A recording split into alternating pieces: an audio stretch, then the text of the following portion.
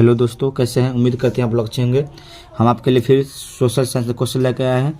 ये model set 3 है। इससे पहले 1, 2 का वीडियो हम डाल चुके हैं। हर एक क्वेश्चन इंपॉर्टेंट है जो आपके एग्जाम में आने की बहुत से बहुत संभावना है। क्वेश्चन को एक बार ध्यान से देखिए और इसका याद करना है आपको, ठीक है। चलिए इसका क्वेश्चन का आपको हल करके दिखाते हैं। ये क्वेश्चन बड़ा ही सारे इंपॉर्टेंट क्वेश्चन है, ठीक है। क्वेश्चन नंबर 1 यहाँ से आपके पास है, देख लीजिए। क्वेश्चन नंबर 1 आपके पास है, हिंद चीन में बसने वाले फ्रांसीसी को कहते हैं। इसका आंसर क्या होगा? कोलोन। क्या होगा? कोलोन। हम पहले भी वीडियो बताए थे, दूसरे में बताए थे, अभी भी आपको बता रहे हैं। हम सिर्फ इसका आंसर बताएंगे, ऑप्शन को पढ़ेंगे नहीं, ठीक है। चलिए नेक्स्ट क्वेश्चन आपके पास है, रॉलेट एक्ट कब पारित हुआ? इसका आंसर होगा 1919 होगा, ठीक है। यहाँ पर 1919 होगा, ठीक है। जलियांवाला बाग हत्याकांड के विरोध में किसने अपनी नाइट की उपाधि त्याग दी? ठीक है, इसका आंसर यहाँ पे है। इसका आंसर होगा रविन्द्रनाथ टैगोर, ठीक है। जर्मनी के एकीकरण में किसका भूमिका महत्वपूर्ण थी? तो बिस्मार्क।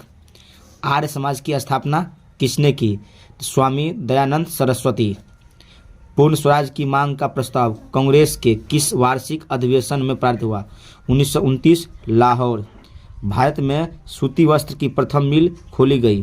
कहाँ खोली गई? तो मुंबई में, ठीक है। अखिल भारतीय ट्रेड यूनियन कांग्रेस के प्रथम अध्यक्ष कौन थे? लाला लाजपत राय, ठीक है। हिंद चीन क्षेत्र में अंतिम युद्ध की समाप्ति के समय अमेरिका राष्ट्रपति कौन था? तो निक्सन। कौन था? निक्सन, ठीक है। नेक्स्ट क्वेश्चन के पास है, विक्टोरिया एनिमल में किस प्रधानमंत्री की नियुक्ति की? तो काउंट काबूर। रक्त और लौह की नीति अवलंबन किसने की?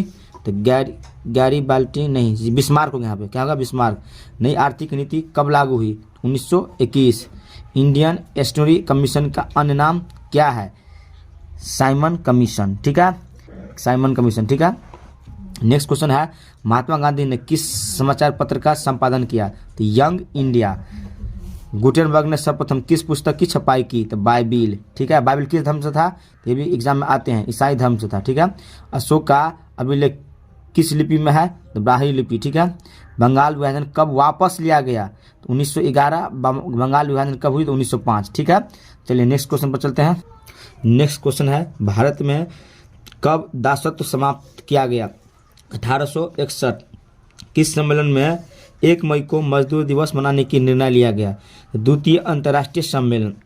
मजदूर दिवस कब मनाया जाता है? ये भी क्वेश्चन में आते हैं एग्जाम में, तो 1 मई होगा, ठीक है। हो चिन मीह की सरकार थी उत्तरी वियतनाम में, ठीक है। वार एंड पीस किसने लिखा? टॉलस्टॉय। सोवियत संघ का विघटन कब हुआ? तो 1991। पटना का अजीमाबाद नाम किसने दिया? तो अजीम उस शान, ठीक है। पाटलिपुत्र नगर की स्थापना किसने की?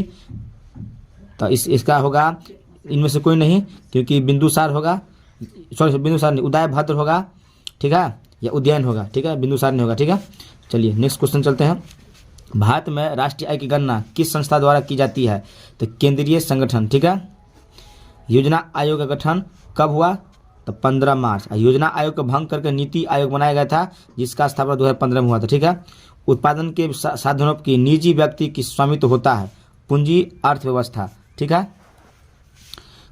गैस और बिजली उत्पादन किस क्षेत्र का अंग है? द्वितीय क्षेत्र, ठीक है।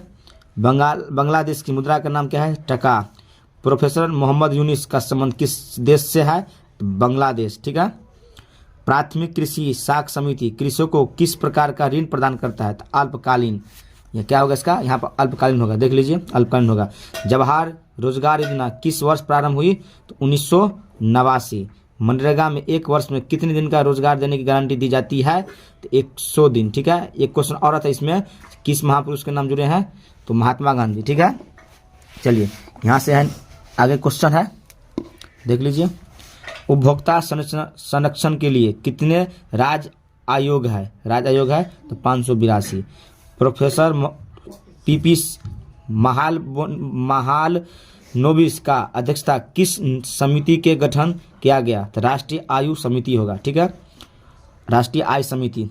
उपभोक्ता व्यय और बचत का योग कहलाता है? तो आय। निम्न में से कौन आर्थिक क्रिया का चक्रीय प्रवाह है? तो व्यय, ठीक है। भारत में सर्वप्रथम राष्ट्रीय आय का अनुमान कब लगाया गया? 1868। किसने लगाया? तो ये भी क्वेश्चन आते हैं, तो दादा भाई नौरोजी, ठीक है। निम्न से कौन सहकारिता का मूलभूत तत्व नहीं है? नैतिक तथा सामाजिक तत्व होगा। ठीक है। संविधान का 74वां संशोधन संबंधित है तो नगरीय अर्थव्यवस्था से। एक क्वेश्चन छूट गया। इनमें से कौन आर्थिक संरचना है? तो स्वास्थ्य होगा। ठीक है, एक छूट गया था। ठीक है ना। चलिए, बिहार में एक नगर में अधिकतम कितने वार्ड हो सकते हैं? तो 75। चिपको आंदोलन संबंधित है तो सुंदरलाल बहुगुणा से। ठीक है, तो चिपको आंदोलन क्यों हुआ था, ये भी क्वेश्चन आता है। ठीक है। नेपाल में सर्वदलीय गठबंधन क्यों किया गया? लोकतंत्र की स्थापना हेतु। बहुजन समाज पार्टी की स्थापना किसने की?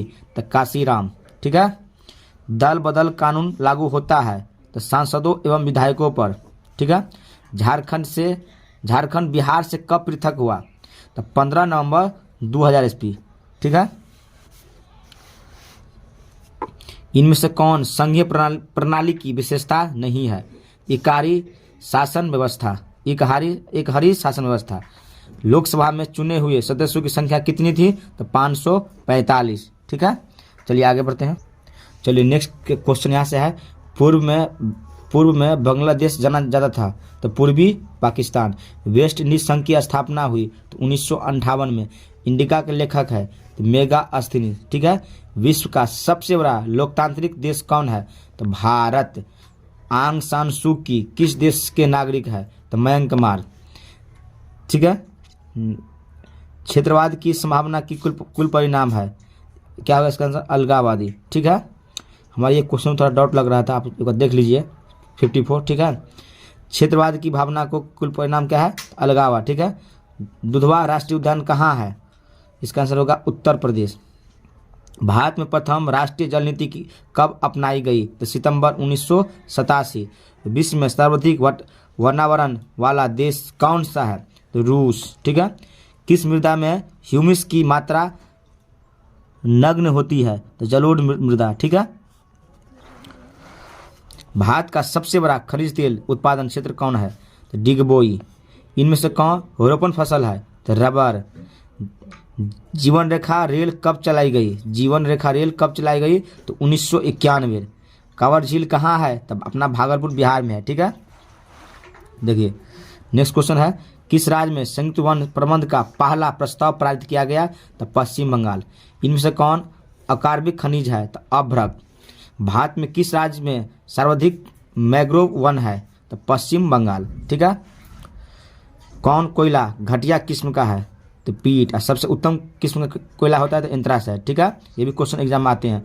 भारत में चाय की कृषि कहाँ शुरू हुई? तो असम। ठीक है।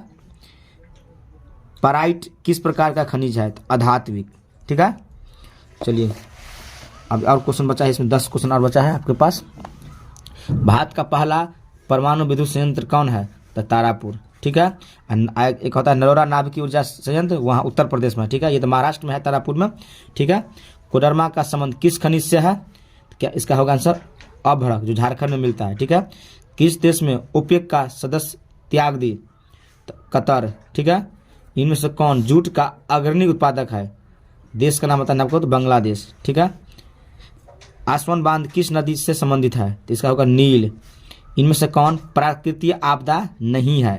तो आतंकवाद नहीं है, बाकी तीनों प्राकृतिक आपदा है। ठीक है। विनाशकारी भूकंप से बिहार किस वर्ष प्रभावित हुआ था? तो 1934 में। ठीक है। बाढ़ के समय कौन सा स्थान सुरक्षित है?